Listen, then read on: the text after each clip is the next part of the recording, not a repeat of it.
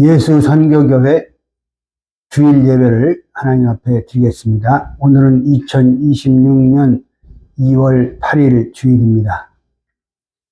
말씀의 제목은 예수 그리스도의 실제 출생 시점은, 본문 말씀은 마태복음 2장 1절로 3절이 되겠습니다. 헤롯 왕 때 예수께서 유대 베들레헴에서 나심에 동방으로부터 박사들이 예루살렘에 이르러 말하되, 유대인의 왕으로 나신 이가 어디 계시뇨? 우리가 동방에서 그의 별을 보고 그에게 경배하러 왔노라 하니, 헤롯 왕과 온 예루살렘이 듣고 소동한지라. 예수 그리스도께서 출생하실 때는 헤롯 왕 때라고 성경은 말씀하고 있습니다. 아기 예수님이 태어나셨을 때 유대는 로마의 지배를 받고 있었습니다. 그때 유대를 다스리던 왕은 로마에서 임명한 헤롯 대왕, 헤롯 the Great, 주전 37년부터 4년까지 통치했습니다. 오늘 본문 마태복음 2장 1절 서두에 헤롯 왕 때에 이렇게 예수께서 유대 베들레헴에서 나시매 라고 정확하게 증거하고 있습니다. 당시 로마의 황제는 아우구스도, 가이사 아우구스투스, 주전 31년부터 주 14년 통치했습니다. 누가복음 2장 1절로 2절에는 예수께서 출생하시는 즈음에 로마 황제 아우구스도의 영향에 의한 인구조사가 있었음을 기록하고 있고, 이어서 3절부터 7절까지를 보면 나사렛에서 살던 요셉이 아기 예수를 잉태한 마리아와 함께 호적하러 고향인 베들레헴으로 가서, 이 원고향이죠. 원고향, 호적지. 다윗의 동네라고 그랬어요. 베들레헴으로 가서 그곳에서 예수님을 낳았다. 이렇게 말씀하고 있습니다. 참고로 나사렛에서 베들레헴까지는 144km, 약 90마일입니다. 누가복음 2장 1절, 7절을 읽어보겠습니다. 이때 가이사 아구스도가 영을 내려 천하로 다 호족하라 하였으니, 이 호족은 구레네가 수리아 총독되었을 때에 첫 번 한 것이라. 모든 사람이 호족하러 각각 고향으로 호적지죠. 돌아가며 요셉도 다윗의 집 족속인 거로 갈릴리 나사렛 동네에서 유대를 향하여 베들레헴이라 하는 다윗의 동네로 그 종원한 마리아와 함께 호족하러 올라가니, 마리아가 이미 잉태되었더라. 거기 있을 그때에 해산할 날이 차서 맏아들을 낳아 강보로 싸서 구유에 누였으니 이는 사관에 있을 곳이 없음이라라. 첫 번째로 동방박사들의 방문에 헤롯 왕과 온 예루살렘이 소동했습니다. 신약의 관문 마태복음 1장에는 예수 그리스도의 족보 1절부터 17절 기록되어 있고, 주의 사자가 요셉에게 계시한 대로 예수 그리스도께서 출생하신 과정이 18절로 25절에 소개되어 있습니다. 이어서 마태복음 2장에는 멀리 동방에서 온 박사들이 예루살렘에 이르러 갑자기 유대인의 왕으로 나신 이를 찾는 장면이 펼쳐집니다. 마태복음 2장 2절, 유대인의 왕으로 나신 이가 어디 계시뇨? 우리가 동방에서 그의 별을 보고 그에게 경배하러 왔노라 하니, 아마도 그 별은 유대 땅을 향해 강렬한 빛을 비추면서 메시아가 태어날 장소를 깨닫게 해 주었을 것입니다.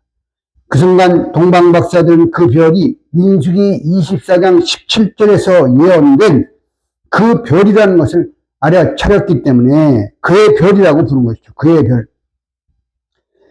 별이라고 부른 것이고, 유대 땅에서 태어나는 것을 알았기에 당연히 유대인의 왕이라고 불렀던 것입니다. 성경은 헤롯 왕과 온 예루살렘이 듣고 소동하였다고 기록하고 있어요. 소동하다는 헬라어로 타라스도인데, 뒤흔들다, 불안하게 하다, 괴롭게 하다는 뜻입니다. 새 왕이 출현했다는 소문은 급속도로 퍼져서 예루살렘은 술렁거렸고 헤롯 왕에게는 큰 불안과 공포가 덮쳐왔습니다. 이후 헤롯 왕의 관심은 도대체 유대인의 왕이 유대 땅이 어디에서 날까 하는 것이었습니다. 그래서 모든 대제사장과 백성의 서기관들을 모아놓고 가장 먼저 물었습니다. 마태복음 2장 4절에서 왕이 모든 대제사장과 백성의 서기관들을 모아 그리스도가 어디서 나겠느냐 물으니, 이 물음에 대해 대제사장들과 백성의 서기관들은 조금도 주저하지 않고 미가서를 인용해서 유대 베들레헴이오니 이는 선지자여 이렇게 기록된 바, 또 유대 땅 베들레헴아 너는 유대 고을 중에 가장 작지 아니하도다. 내게서 한 다스리는 자가 나와서 내 백성 이스라엘의 목자가 되리라 하였음이니이다. 이렇게 마태복음 2장 5절로 6절에서 그들이 대답하고 있습니다. 모든 대제사장과 백성의 서기관들이 정확히 말했던 바, 그리스도의 출생기를 들었던 이 헤롯 왕은 동방박사들을 가만히 헬러 원어로 비밀스럽게 아무도 모르게 불러서 별이 나타난 때를 자세히 물었습니다. 그리고 베들레헴으로 그들을 보내면서 아기에 대해서 자세히 알아보고 찾거든 내게 구하여 나도 가서 그에게 경배하게 하라. 이렇게 마태복음 2장 8절에서 지시를 내렸죠. 두 번째, 동방박사들은 베들레헴에서 아기 예수님을 만나서 거기서 아기 예수님께 경배했습니다. 동방박사들은 헤롯 왕의 말을 듣고 가는데, 가는 중간에 동방에서 보던 그 별이 문득 다시 나타나서 갑자기 문득 앞서 인도하였습니다. 마태복음 2장 9절 상반절에 나와 있어요. 그 별은 첫 번과는 달리 이내 사라지지 않고 아기 예수가 출생한 베들레헴에 도착할 때까지 계속 움직이면서 그 동방박사들을 인도했어요. 그리고 아기 있는 곳 위에 딱 그 별이 머물러 섰어요. 마태복음 2장 9절 하반절 보면 예루살렘에서 베들레헴까지 별의 구체적인 안내를 받았던 동방박사들은 드디어 아기가 있는 그 시간, 그 장소에 정확하게 도착할 수가 있었습니다.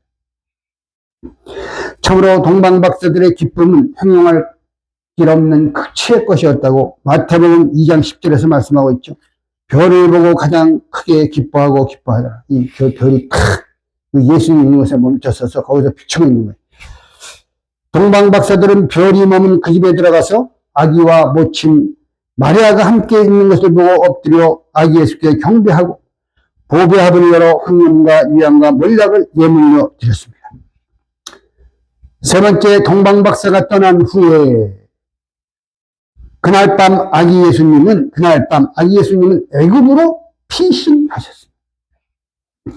동방박사들은 아기 예수님께 경배한 후에 꿈에 헤로데로 돌아가지 말라 이런 지시함을 받아서 다른 길로 고국으로 돌아갔어요. 마태복음 2장 12절에 마태복음 2장 13절 상반절을 보면 저희가 떠난 후에 주의 사자가 요셉에게 현몽하였습니다. 꿈에 나타났어요. 요셉에게 주의 사자는 요셉에게 헤롯이 아기를 찾아 죽이려 하니 일어나 아기와 그의 모친을 데리고 애굽으로 피하여 내가 네게 이르기까지 거기 있으라. 이렇게 말하였습니다. 마태복음 2장 13절 하반절이죠. 요셉은 앞에 닥쳐올 위기와 시련을 앞두고 번민할 틈새도 없이 곧장 일어나서 갓 태어난 핏덩어리 아기 예수와 몸을 가누기조차 어려웠을 산모 마리아를 데리고 그날 밤에 애굽으로 떠나게 됩니다. 마태복음 2장 14절 15절에 있습니다. 그 당시 애굽은 성경에서 애굽강 또는 애굽 시내를 가리키는 리노코르라 지역 이름이죠. 리노코르라인데 현대의 지명은 엘-아리쉬입니다. 여기 있던 와디 시내는 애굽의 천연 국경이었어요. 그래서 피난처로 이 유대 땅에서 피난처로 가장 적합한 것이 바로 여기에요. 리노코르라 천연 국경이죠. 거기까지 딱 보면 거기부터는 애굽 땅이거든요. 베들레헴에서 애굽의 리노코르라까지 직선거리로 147km인데 길을 따라서 가면 약 175km, 109마일 정도 됩니다. 이것은 하루에 40km를 걷는 성인 남자의 걸음으로 5일이면 도착할 수 있는 거리입니다. 그러나 아기 예수님을 낳은 지 얼마 되지 않은 마리아와 아기 예수를 데리고 가는 피난 노정은 하루에 40km를 가지는 못하였을 것입니다. 따라서 예수님은 안식일을 제외하고 5일 이상 걸려서 애굽에 도착하셨고 애굽에서 생후 8일째 애굽에서 할례를 받으셨을 것입니다. 누가복음 2장 21절과 레위기 12장 3절을 참조하시기 바랍니다. 네 번째, 헤롯이 죽기까지 애굽에 머물렀습니다. 마태복음 2장 15절에 헤롯이 죽기까지 거기 있었으니 이는 주께서 선지라고 말씀하신 바 애굽에서 내 아들을 불렀다 함을 이루려 하십니다. 이렇게 말씀하고 있습니다. 호시아 11장 1절에서 이스라엘에 어렸을 때에 내가 사랑하여 내 아들을 애굽에서 불러내었거늘 이렇게 예언하고 있죠. 이 말씀은 여러 가지 의미 있지만 구속사적으로는 장차 예수 그리스도께서 헤롯 왕의 칼날을 피해서 애굽으로 피신하였다가 다시 이스라엘로 돌아오는 과정을 예언적으로 보여주는 말씀입니다. 호세아 11장 1절 말씀. 밤사이 아기 예수님과 요셉과 마리아가 애굽으로 도피하고 난 뒤 헤롯은 박사들에게 속은 줄 알고 심히 노하여 사람을 보내어 박사들에게 자세히 알아본 그때를 표준해서 사내 아이를 2살부터 그 아래로 다 죽였어요. 마태복음 2장 16절. 헤롯의 영아 학살은 실로 엄청난 비극이었습니다. 헤롯의 잔인한 성격을 볼 때 신생아의 나이를 정확하게 구별하기 어려웠기 때문에 그는 아기 예수를 기어이 죽이겠다는 이러한 일념으로 약 1년 정도 더 추가해서 더 일찍 태어난 아기까지 베들레헴과 그 모든 지경의 2살 이하의 아이들을 무조건 다 죽이도록 명령한 것입니다. 큰 두 번째로 헤롯 왕의 죽음. 유대 땅에 태어나시던 날 하루도 제대로 자기 땅에 머물지 못하고 그날 밤 애굽으로 도피했던 아기 예수님께서는 이제 헤롯 왕이 죽고 난 후 애굽에서 다시 이스라엘 땅으로 들어오게 됩니다. 마태복음 2장 19절에서 21절에 그 내용이 있어요. 헤롯 왕의 죽음은 예수님의 출생 시기를 가늠하는 데 있어서 매우 중요한 단서가 됩니다. 헤롯 왕이 죽은 시기와 관련해서는 유다 역사가 요세푸스의 기록을 참고해 볼 때 다음에 4가지 기준으로 추정이 가능합니다. 첫째 기준이죠. 헤롯 왕의 죽음은 주전, 이제 천천히 좁혀나가는 거예요. 헤롯 왕의 죽음은 주전 4년 3월 12일 밤의 월식 후입니다. 주전 4년 3월 12일 밤부터 13일 새벽에 월식이 있었다고 이 유대 고대사에서 말씀하고 있어요. 월식이 있던 그날 헤롯 왕은 유다와 마티아스라는 그 일행들을 화형시켰다고 유대 고대사는 증거하고 있어요. 이 유다는 누구냐? 사리파이우스의 아들인데 주다스예요. 유다. 그리고 이 마티아스는 유대인 중에서 마르갈로두스의 아들이에요. 마티아스는. 그래서 유다와 마티아스는 그 당시에 가장 박식한 학자들로서 유대 고대 율법을 해석하는 데 있어서 타의 추종을 불허할 정도로 뛰어난 실력을 가지고 있던 자들이에요. 많은 사람들이 따르고 있었죠. 그래서 이들은 젊은 사람들을 선명해서 헤롯이 이 성전, 이 하나님의 성전, 이 성전의 대문 위에 이 헤롯이 막대한 돈을 들여서 금독수리 형상을 거기다 세웠거든요. 근데 그것을 끌어내리고 박살내버렸어요. 유대 고대사에 보면. 이 소식을 들은 이 헤롯 왕은 금독수리 형상을 끌어내려서 박살낸 자들과 주동자들을 모조리 화형시키고 말았습니다. 두 번째, 헤롯은 안티파터에게 사형 언도하고 5일이 지나 죽었어요. 월식 이후 헤롯은 아들이에요. 안티파터가 아들 중 하나인데 헤롯의 아내도 있는 도리스의 아들이다. 이 안티파터에게 사형을 선고했습니다. 유대 고대사에 나와요. 헤롯이 어떤 음식도 먹지 못하고 극심한 고통 중에 자살소동을 벌였는데 그 당시 그때 옥에 갇혀있던 안티파터가 헤롯이 진짜 죽은 줄로 착각하고 이때다 해서 왕권을 잡으려고 이게 시도했는데 그 일이 간수장에게 알려져서 간수장이 헤롯 왕에게 고소했어요. 그렇기 때문에 헤롯 왕은 그 아픔 중에도 그 즉시 안티파터를 죽여라. 이 사형 언도를 내렸어요. 그래서 안티파터가 처형되고 5일째 자신도 헤롯도 죽었습니다. 세 번째로 헤롯 왕의 죽음은 주전 4년 3월 29일 이후입니다. 이게 점점 좁혀져 가죠.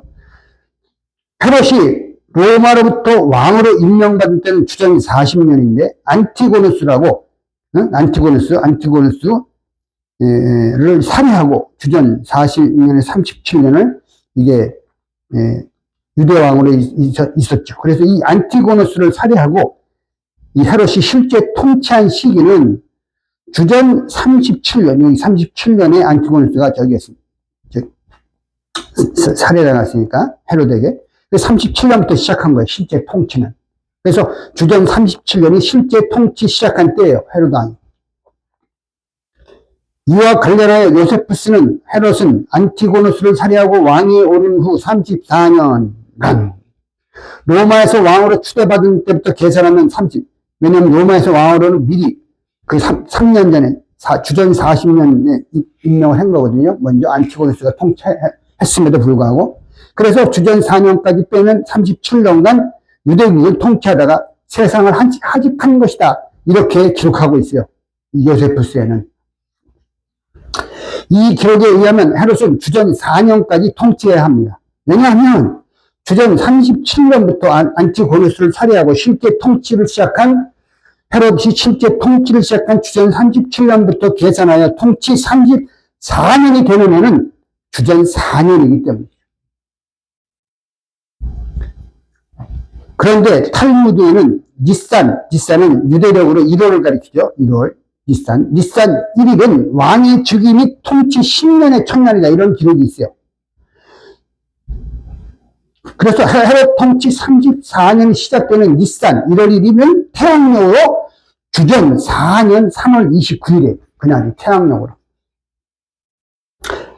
그러므로 헤롯의 죽음은 태양력으로 적어도 주전 4년 3월 29일 이후가 되어야 하는 것이죠. 왜냐하면 3월 29일 전은 헤롯 통치 33년이고 아직 니산 1월 1일이 안 됐기 때문에 3월 29일 니산 1월 1일부터가 헤롯 통치 34년이 되기 때문에. 자, 네 번째 정확히 짚어줍니다. 헤롯 왕의 죽음은 주전 4년 태양력으로는 4월 10일, 유대력으로는 니산 1월 14일이 6월절이잖아요. 1월 14일 출애굽기 보면 이날을 달의 해의 첫 달이 되게 하라 그랬어요. 그래서 니산월, 그때부터 니산월 14일이 6월절에. 이 유대력으로는 니산 1월 14일인데 태양력으로는 4월 11일이에요. 그래서 그 전이에요. 헤롯 왕의 죽음은. 이제 여기서 슬슬 이제 해명이 나옵니다. 헤롯이 죽은 시기는 요세푸스의 기록에 의하면 유대력 기준으로 니산 14일 6월절 전입니다. 그런데 헤롯의 죽음 이후 6월절 직전까지 주요 사건들이 있었어요. 그 사건들은 세 가지로 크게 볼 수 있는데, 첫째, 헤롯의 아들 아켈라오의 즉위. 헤롯 왕은 죽었기 때문에 이제 그 아들 아켈라오가 즉위를 한 거죠. 그 두 번째, 헤롯 왕 자기 부친에 대한 7일간의 애곡을 했어요. 이 아켈라오가. 세 번째로 그 틈을 틈타 유대인들이 반란을 일으켰어요. 그 당시 반란을 일으켰고 아켈라오가 폭동 진압을 했어요. 헤롯이 죽은 이후 그의 아들 아켈라오가 부친의 죽음을 애도한 기간 7일과 유대 반란 기간 약 3일, 폭동 진압 3일, 곧바로 이어진 6월절 절기, 주월절, 태양력 4월 11일, 유대력 1월 14일, 이것을 고려하면 헤롯 왕의 죽음은 학자들이 지지하는 바와 같이 4월 1일로 보는 것이 가장 적절한 것이에요. 왜냐하면 4월 11일에서 7 플러스 3, 7 더하기 3 하면 12년.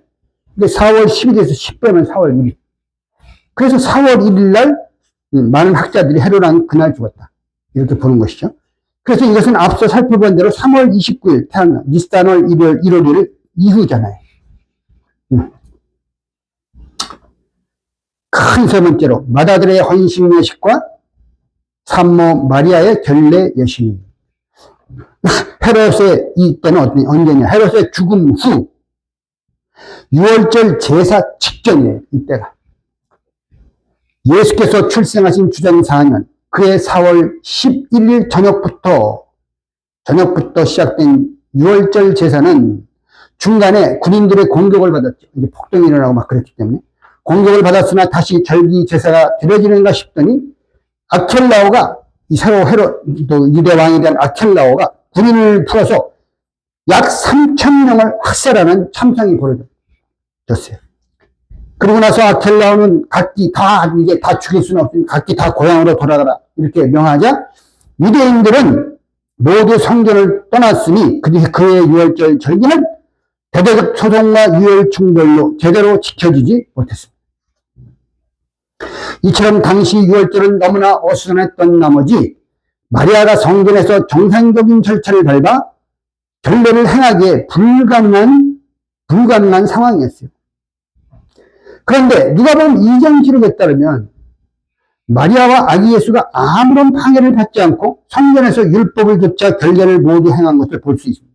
누가복음 2장 22절과 39절에 있죠.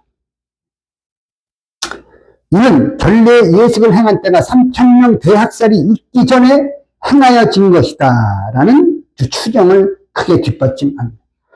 그렇다면 결례 예식을 행하기까지 애굽의 피신에 있던 아기 예수님은 어떤 경로로 예루살렘으로 올 수 있었을까요? 첫째, 결례의 날이 임박하자 이 산모가 아이를 낳으면 결례를 해야 돼요. 그 결례의 날이 임박하자 하나님께서 헤롯 왕을 죽이셨어요. 왜냐? 마리아가 가서 결례를 했기 때문에. 요셉과 마리아는 모세의 법대로 결례의 날이 참에 아기를 데리고 예루살렘으로 올라가서 결례 예식을 행하였습니다. 누가복음 2장 22절. 여기에서 참에는 헬라어로 플레도인데 가득 찼다라는 뜻이에요. 헤롯 왕이 죽은 시기는 결례의 날이 가득 찬 것과 관련이 있다는 것이죠. 헤롯 왕이 죽지 않고, 왜냐? 헤롯 왕이 죽지 않고 살아있는 한 아기의 목숨을 찾는 그 살벌한 땅으로 들어가서 성전에서 결례를 행한다는 것은 도저히 불가능한 일이기 때문에. 그래서 하나님께서는 결례할 날이 늦춰지지 않도록 참으로 오묘한 섭리 가운데 헤롯 왕을 죽이신 거예요. 결례를 할 수 있도록. 헤롯의 죽음은 분명히 하나님의 섭리 속에서 이루어진 심판의 형벌이었어요. 두 번째로 애굽에서 갈릴리 나사렛에 오자마자 결례 예식이 임박했습니다. 애굽은 헤롯의 칼날을 피하기 위한 잠시 동안의 피난처였습니다. 주의 사자가 내가 내게 이르기까지 거기 있으라 그랬잖아요. 예? 까지. 말씀하신 그대로 헤롯이 죽기까지 거기 있었으니 이렇게 말씀하고 있어요. 그러니까 헤롯이 죽자 그때 마태복음 2장 19절의 바른 성경은 헤롯이 죽자 바로 그때 주의 사자가 요셉의 꿈에 나타났어요. 즉시 주의 사자는 일어나 아기와 그 모친을 데리고 이스라엘 땅으로 가라. 아이의 목숨을 찾던 자들이 죽었느니라. 이렇게 마태복음 2장 20절에서 말씀을 했죠. 헤롯 대왕이 죽고 난 후 주의 사자는 즉시 그 사실을 요셉에게 꿈을 통해 가르쳐 주었고 요셉도 계시를 받은 즉시 애굽에서 이스라엘 땅으로 돌아오게 됩니다. 마태복음 2장 20절. 유대에 가까이 다가왔을 때 아켈라오가 붙인 그 헤롯의 아들 아켈라오가 그 헤롯 왕을 위해서 유대의 임금됨을 듣고서 거기로 가기를 무서워하고 있는데 꿈의 지시함을 받아 그러면 갈릴리 지방으로 나사렛으로 이렇게 글로 가라고 그런 거예요. 그래서 원래 살던 나사렛 동네로 가서 거기 도착했어요.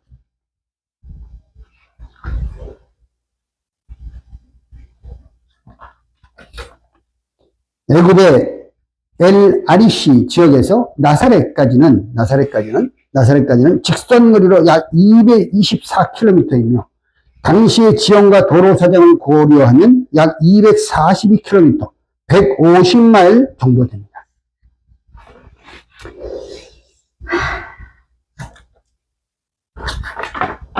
그래서 하룻길을 걷는다 할 때 지형이나 보행자의 건강 상태에 따라 약간의 차이가 있지만 일반적으로 성인 남자가 하루 동안 걸을 수 있는 거리는 32km에서 42km 정도입니다. 왜냐? 성경에 근거가 있어요. 부엘사바부터 예루살렘, 모리아산이 있는 곳이 예루살렘이에요. 네? 모리아, 이삭을 바쳤다. 그래서 부엘사바에서 하나님이 독자 이삭을 바쳐라. 그래서, 부엘사바에서부터 예루살렘, 모리아산이 있는 예루살렘까지는 약 80km 거리인데, 아브라함과 이삭이 나귀에 짐을 싣고 3일째 도착했기 때문에, 창세기 20장 3절 4. 하루에 약 40km를 걸은 것입니다.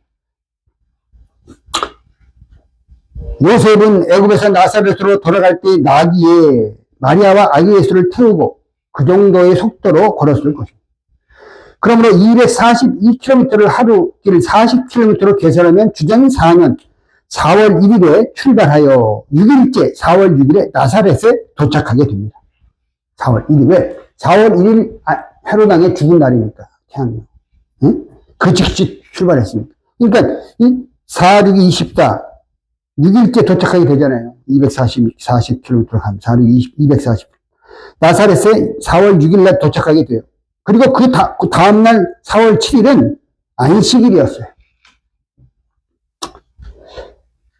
요셉과 마리아는 고향 나사렛에 도착한 당일 4월 6일 이후 4월 7일 안식일을 지내면서 나사렛에서 결례 예식과 유월절 준비를 서둘러 마쳤을 것입니다. 거기서. 그리고 안식일 다음날, 4월 7일 다음날, 4월 8일 아침에 예루살렘 성전이 있는 예루살렘 성전을 향해 출발하였을 것입니다. 나사렛에서 예루살렘까지는 직선거리로 약 105km이며 도로를 따라서 약 136km, 84.5마일이 약 3일 길입니다. 그러므로 요셉과 마리아는 4월 10일 예루살렘에 도착하였을 것이고, 왜냐하면 4월 7일 안식일 지나고 4월 8일 떠나서 8, 9, 10. 4월 10일 예루살렘에 도착하였을 것이고, 6월절 제사 드림이 시작되기 전 4월 10일이 6월절이에요. 태양력 4월 11일이 니산월 1월 14일. 응? 그날 4월 11일 6월절 오전에 일찍 성전에 올라가서 결례를 행하고, 결례를 행하고, 이제 폭동이 일어나기 전이죠. 아기 예수를 하나님께 드리는 장자 헌식 예식을 마쳤을 것입니다.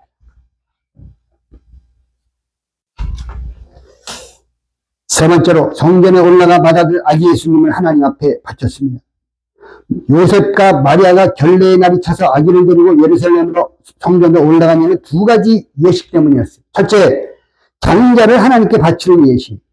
두 번째, 산모인 마리아의 결례 예식. 정함을 받는 결례 예식이 있어요. 그래서 이 두 가지 예식 때문에 예루살렘 성전으로 올라간 것이죠. 모세의 법을 잘 준행하기 위해서. 누가복음 2장 22절 24절 모세의 법대로 결례의 날이 차매 아기를 데리고 예루살렘에 올라가니 이는 주의 율법에 쓴 바 첫 해에 처음 난 남자마다 주의 거룩한 자라 하리라 한 대로 아기 예수를 죽게 드리고 맏아들 헌식 예식이 또 24절 주의 율법에 말씀하신 대로 비둘기 한 쌍이나 혹 어린 방구 둘로 제사하려 합니다. 이것은 차후에 설명해 드리겠습니다. 24절이 바로 산모 마리아의 결례 예식이에요.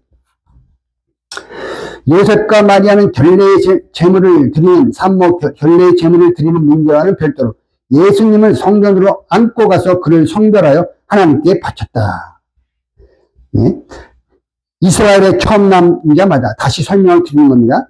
하나님께 속하여 대대로 하나님께 바치라고 말씀했어요. 구약성경. 이 참고구조를 참조하시기 바랍니다. 이를 위해 첫 해에 처음 난 난자의 경우는 속전으로 은 5세겔을 내서 아기를 대속해야 했는데 민수기 18장 16. 가장 이상적인 것은 아기를 성전으로 직접 데려와서 드리는 것입니다. 느헤미야 10장 35, 36 참고하세요. 마리아도 이 규례대로 아기 예수님을 직접 하나님께 바쳐 드렸다는 것입니다. 네 번째, 산모의 결례 예식을 행하였습니다. 누가복음 2장 24절 또 주의 율법에 말씀하신 대로 비둘기 한 쌍이나 혹 어린 방구도 산비둘기를 방구라고 그러는 거예요. 방구 둘로 제사하려 합니다. 이렇게 기록하고 있어요. 이것은 레위기 12장 1절로 8절 말씀을 온전히 순종하신 것입니다. 레위기 12장 1절 8절에 의하면 남아의 경우 여자가 남아를 출산했을 경우 산모는 7일 동안 부정하고 이게 중요한 거죠. 7일 동안 부정하고 33일 정결케 되는 기간을 합하여 총 40일 후에야 성소에 들어갈 자격이 있었습니다. 못 들어가요, 그전엔. 여아를 낳을 경우는 2배예요. 14일 동안 부정하고 66일 정결케 되는 기간. 근데 이제 예수님이 남아기 때문에 7일 동안 부정하고 33일 정결케 되는 기간, 총 40일 후에 성소에 들어갈 자격이 있었습니다. 이거 굉장히 중요한 거죠. 이때 산모는 번제를 위하여 어린 양 한 마리, 속죄제를 위하여, 번제를 위하여, 속죄제를 위하여 집비둘기 새끼나 산비둘기 새끼를 드려야 되는데, 가난할 경우 번제에 드릴 어린 양이 없어요. 어린 양이 없어. 2가지를 드리는데, 번제에 드릴 어린 양이 없을 경우 어린 양을 대신해서 대신 산비둘기 둘이나 또는 집비둘기 새끼 둘을 드리도록 레위기 12장 8절에서 말씀하고 있어요. 마리아는 비둘기 한 쌍 또는 어린 방구 둘로 제사하려 하였습니다. 누가복음 2장 24절. 이것을 볼 때 당시 요셉과 마리아의 형편이 풍족하지 못하고 가난하였음을 보여주고 있는 것입니다. 5번째, 주의 율법을 조차 모든 일을 피하고 결례를 피하고 예식을 피하고 갈릴리 돌아가 본 동네 나사렛에 이르렀습니다. 다시 돌아갔어요. 요셉의 가족은 아켈라오가 예루살렘에 있었지만 율법을 지키기 위하여 마리아의 결례와 예수님을 성전에 바치는 예식을 마쳤어요. 무사히 폭동 전에 마쳤고 6월절 절기 중간에 아켈라오가 예배자들을 고향으로 다 돌려보낼 때 그때 나사렛으로 돌아왔습니다. 너무나 신기하죠.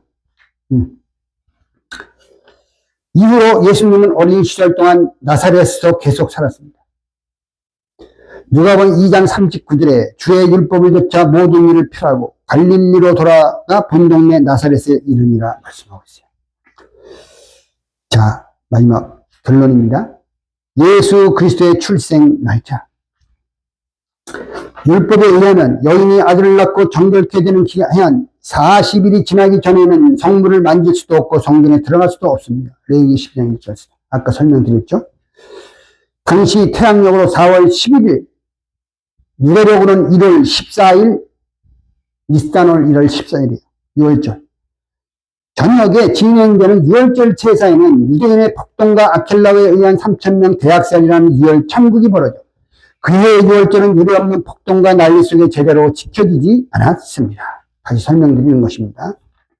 그러므로 마리아는 6월절에 제사를 드리기 직전에 성전에서 결례를 행하였을 것인데 이로보아 마리아가 정결케 되는 기한 40일이 마치는 때는 4월 10일이고 4월 10일에 왜냐면 정결케 되는 기한이 맞춰야 4월 11일 6월절에 들어갈 수 있잖아요. 그러니까 정결케 되는 기한 40일이 마칠 때는 바로 4월 10일.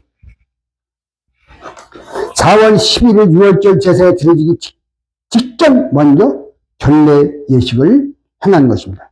6월절 제사가 시작되기 직전에, 드려지기 직전에 오전에 일찍 가서 결례 예식을 행한 것입니다. 그러므로 4월 11일로부터 결례식을 행하고 한 날 6월절 또 42일로 거슬러 올라가거나 또는 산모 마리아가 정결케 되는 기한을 마치면 4월 10일로부터 40일이잖아요. 40일이 거슬러 올라가 아기 예수님이 출생한 거예요. 그때. 40일을 거슬러 올라가게 되면 3월 2일이 되는 그날이 3월 2일이 되는 것이에요. 이날이 바로 예수님께서 출생하신 출생 날짜로 추정이 가능한 것입니다. 도표를 잠깐 설명해 드리겠습니다.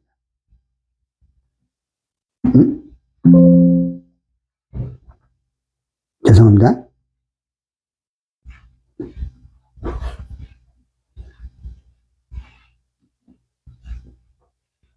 이게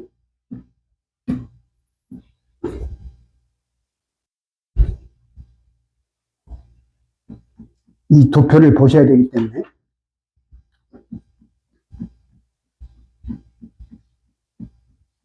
도표를 만드는 게 좀 복잡해서 제가 스캔해서 여기 올렸는데,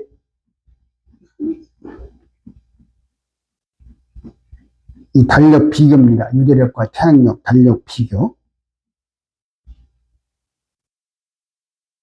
자, 보세요. 이제 초록색이 마리아의 결례 날짜예요. 이 왼쪽이 유대력이고 이 오른쪽은 태양력이에요. 그래서 마리아의 결례 날짜는 태양력으로 4월 11일 6월절이라고 그랬죠? 6월절 오전. 4월 10일이에요. 초록색. 그게 유대력 니산월 1월 14일이에요. 6월절이니까. 그리고 거슬러 올라가서 헤로당이 죽은 날짜는 4월 1일이라고 그랬죠? 네, 4월 1일이라고 그랬어요. 태양력. 그 태양력 4월 1일이 유대력으로는 니산 4일이에요. 니산월 4일. 하늘색. 그래서 예수님의 출생 날짜는 그럼 여기서 41일째를 거슬러 올라가는 이렇게 여기 나와요. 숫자가 이렇게 쉬어보면 여기 41일째가 여기 마리아의 결례식 마친 4월 10일부터 4월 40일 거슬러 올라가면 3월 2일이 나와요. 그래서 이 빨간색 3월 2일이 태양력 3월 2일이 예수님의 출생 날짜고 유대력으로는 아달월 12월이죠. 아달월 3일에 할렐루야. 이 하나님의 말씀, 신묘하고 오묘한 말씀, 성령의 조명을 통해서 이렇게 낱낱이 밝혀주시고 이렇게 깨닫게 해주시는 우리 하나님 아버지 앞에 진심으로 감사를 드리고 기도 드리고 오늘 주일 예배를 마치도록 하겠습니다. 사랑의 아버지 하나님, 오늘 성도들과 함께 예수 그리스도의 실제 출생 시점에 대하여 공부하게 해주신 놀라우신 은혜 진심으로 감사와 찬양을 올려드립니다. 예수님의 출생 시점은 하나님의 구속 경륜과 언약의 성취를 이해하고 확신하는 데 있어서 매우 중요한 일입니다. 갈라디아 4장 4절에서 때가 참에, 마가복음 1장 15절에서는 때가 찼고 말씀하고 있습니다.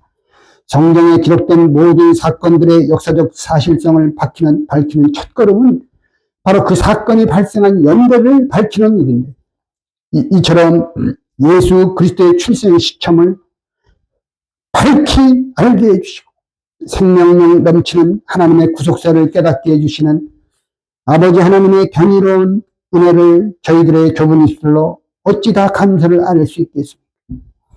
부디 저희의 남은 삶이 하나님의 이처럼의 사랑하시는 은혜에 보답하는 복되고 아름다운 생애가 될 수 있도록 축복해 주옵소서.